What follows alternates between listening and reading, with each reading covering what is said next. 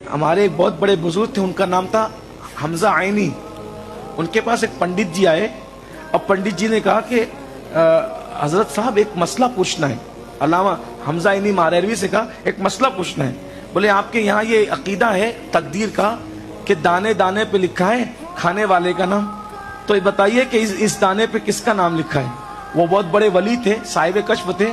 انہوں نے کہا پنڈت جی یہ جو چاول کے دانے ہیں نا، ان پر کاش گنج میں، ماریرا شریف کے قریب ایک چھوٹا سا گاؤں ہے، کاش گنج میں ایک پیپل کا درخت ہے، اس پر ہنس کا جوڑا رہتا ہے، یہ ان کے مقدر میں لکھا ہوا۔ پنڈت جی نے ایک مسلمان ولی کا مذاق اڑانے کے لیے ایک ہنسی لی اور اس کو ڈال لیا منہ میں۔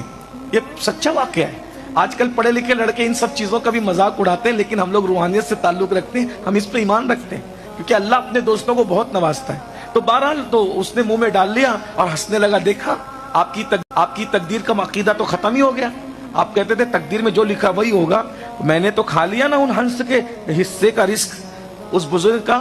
ہم نے جو جانتے تھے، جتنا ہم جانتے تھے اتنا کہہ دیا، آپ جانو آپ کا کام جانو۔ پنڈت جی اس کو کھا کر پیٹ میں درد ہوا، اتنا علاج کرایا، کوئی علاج کام نہ آیا۔ آخرکار حکیموں نے کہا کاش گنج میں فلاں فلاں حکیم رہتا ہے، اس کے گھر لے جاؤ گے تو دوا دے گا تو اچھا ہو جائے گا۔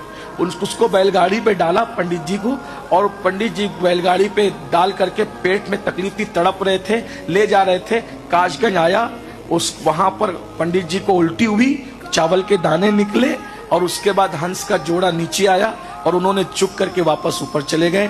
تب پنڈت کو پتا چلا کہ کسی کی تقدیر کا دانہ کوئی نہیں کھا سکتا، یہ اسلام کا عقیدہ ہے۔ وہ وہی کلمہ پڑھ کے اسلام میں داخل ہو گئے۔